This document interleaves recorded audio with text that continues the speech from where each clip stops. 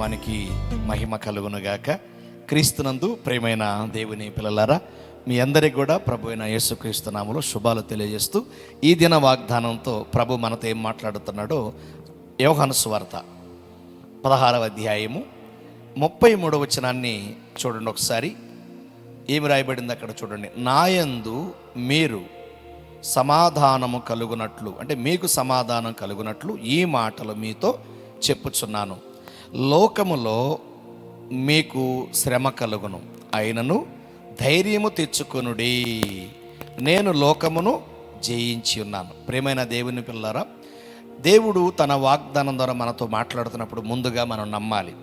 ఈ వాక్యం కూడా నమ్ముతున్న వారికి మాత్రమే, ఎందుకంటే ఆత్మ సంబంధులకి ఈ వాక్యం చాలా అవసరం.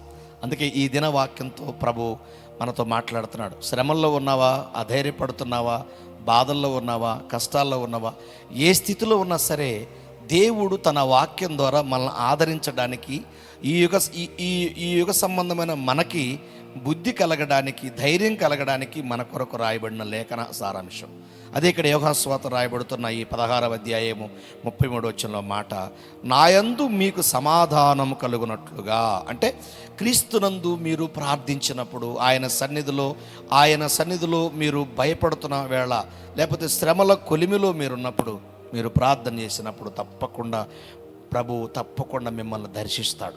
ఏ విధంగా దర్శిస్తాడో తెలియదు, కానీ తప్పకుండా ఆ వాగ్దానాన్ని ఆయన నెరవేర్చుకుంటాడు. అందుకే యేసు ప్రభువు తన శిష్యులకు చెబుతున్న ఈ మాటలో కూడా ఏమంటాడంటే, ఈ మాటలు మీతో చెప్పుచున్నాను, లోకములో మీకు శ్రమ కలుగును, అయినను ధైర్యం తెచ్చుకోండి. అంటే శ్రమ రాదు అంటలేదు, శ్రమ వస్తుంది, అయినను సరే ధైర్యం తెచ్చుకోండి. అంటే ఇక్కడ విశ్వాసులైన పిల్లలు లేకపోతే ఇతరులు ఎవరైనా ఒకటి గుర్తుపెట్టుకోవాలి, శ్రమ రాదంటలేదు, వస్తుంది. అయితే వస్తున్నప్పుడట ధైర్యం ఉండాలంట.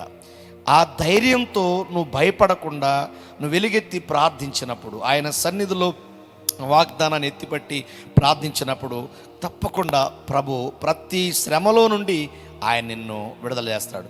అప్పుడప్పుడు కొన్ని శ్రమలు వస్తూ ఉంటాయి మనకి. ఆ శ్రమల్లో కూడా మీరు కృంగిపోవడం అవసరం లేదు. ఒకటి గుర్తుపెట్టుకోండి, బంగారాన్ని కొలిమిలో పెట్టకపోతే మెరుగు రాదు, అలాగే వెండిని కూడా మూసలో పెట్టి కాల్చకపోతే దానికి అందం రాదు. మన జీవితంలో కూడా కొన్ని శ్రమలు వస్తాయి. ఆ శ్రమల్లో దేవుడు ఏదో నిన్ను ఆశిస్తున్నాడు అని గుర్తుపెట్టుకోవాలి. శ్రమ వస్తుందంటే దేవుడు ఏదో కోరుతున్నాడు. ఆ శ్రమ ద్వారా నువ్వు దేవుని దగ్గరికి రావటమా, లేదా దేవుణ్ణి మొక్కుకోవడమా, దేవుణ్ణి పూజించడమా, ఆరాధించడమా, లేకపోతే ఆయన అనుమతి కోరడమా, నువ్వు తీసుకున్న నిర్ణయం కరెక్ట్ కాదేమో. ఒకవేళ నీ ప్రయాణంలో, జాబ్ విషయంలో, ఆరోగ్య విషయంలో, నీ రాబడి విషయంలో, బిజినెస్ పరంగా ఏ విషయంలో ఒకవేళ నువ్వు అనాలోచన ఉన్నావో, నీ వాగ్దాన్ని ఎత్తిపట్టి ప్రార్థిస్తే తప్పకుండా ప్రభు నీకు సమాధానం ఇస్తాడు. ప్రతి శ్రమలో కూడా ఆయన నిన్ను ఓదారుస్తాడు, ఆదరిస్తాడు. దీనన్నిటికీ ముఖ్యంగా ధైర్యము కలిగి ఉండుడి. May God bless you. మీ అందరికీ శుభం కలుగునుగాక.